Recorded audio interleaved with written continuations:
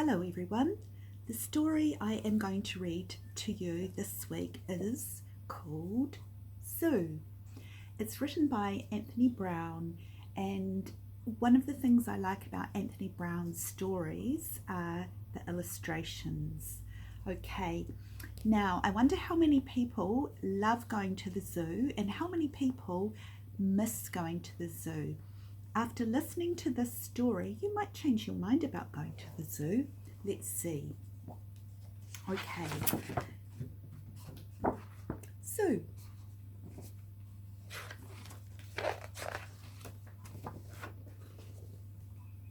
I love the illustrations.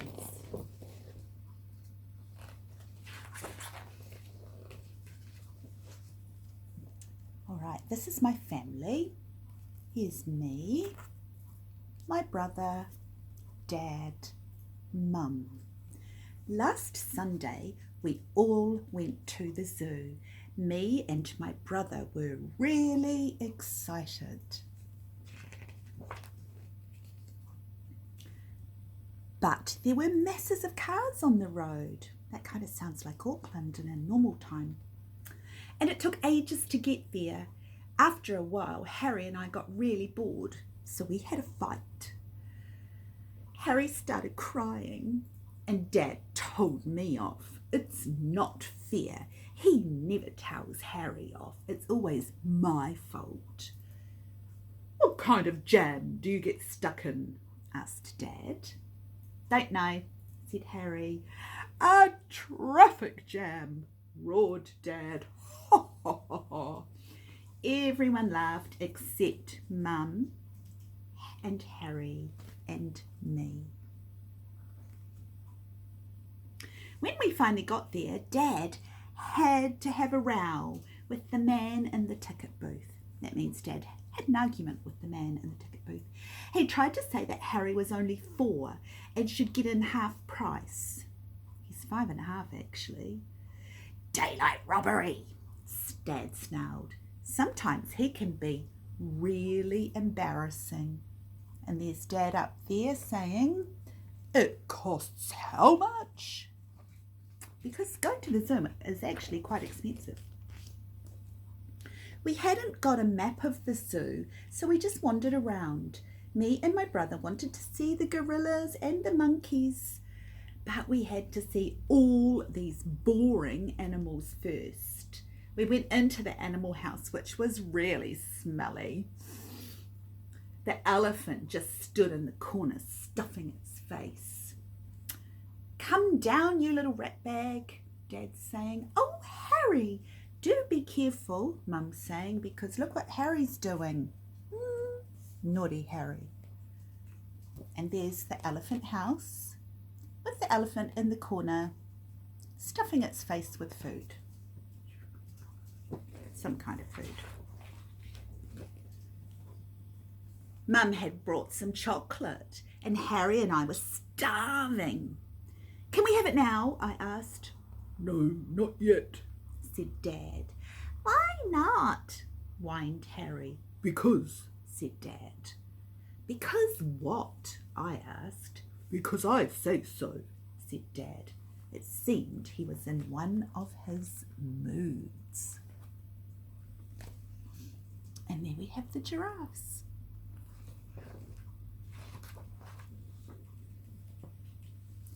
Then we saw the tigers. One of them was just walking along a wall of the cage, then turning round and walking all the way back. Then it would start again. Poor thing, said Mum. You wouldn't say that if it was chasing after you, snorted Dad. Look at those nasty teeth. Here, puss. Come here, pussy. And there's the tiger in its cage, just walking backwards and forwards. Harry and I were getting really hungry.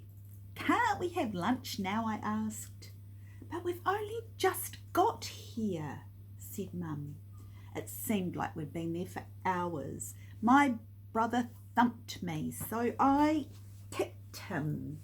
and we wrestled for a bit. Then Dad told me off. Get off! You get off me! Naughty children. And there we have oops, just bumping the camera. Then we have a rhino inside its enclosure.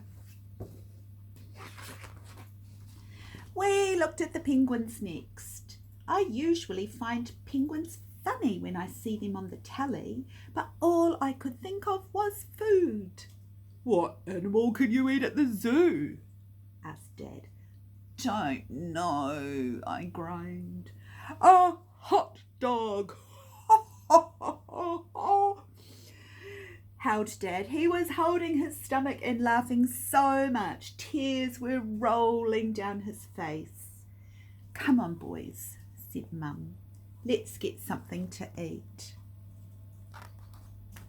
And here we have the penguins in their enclosure. The cafe was great.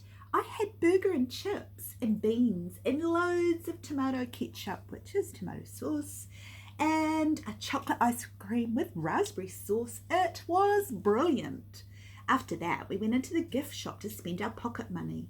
We each bought a funny monkey hat. Which one of you is the monkey? Jed, you know who? I think that's Dad. Then we had to go and see the polar bear. It looked really stupid, just walking up and down, up and down. And there's the boys with their monkey hats on. And there's the polar bear, just walking up and down, up and down. Next, we saw the baboons, and they were a bit more interesting. Two of them had a fight. Pow, pow, pow. They remind me of someone, said Mum. I can't think who. And there's the baboons having a fight.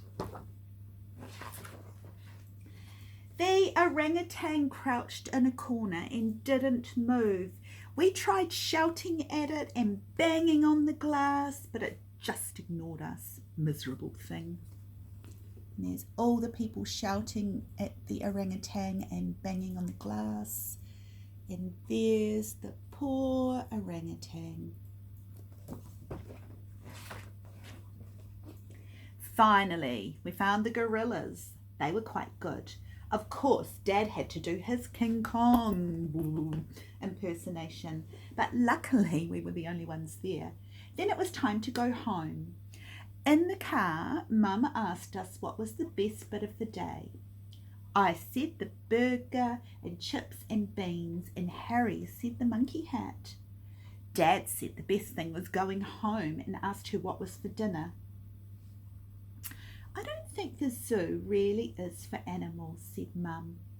I think it's for people. And there's Dad doing his gorilla impersonation, and there's one of the boys saying, hey, look at that one, and look at that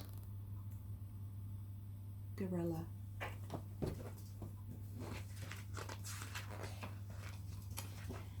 That night, I had a very strange dream. Do you think animals have dreams? Look at him. He's dreamt that he's in a cage in the zoo. And that is the end of the story. Maybe you could have a talk with your mum and dad about the meaning of that story, because all stories have a meaning. Anyway, I hope you enjoyed it, and I'll read something for you next week. I'm not sure what yet. Take care. Bye-bye.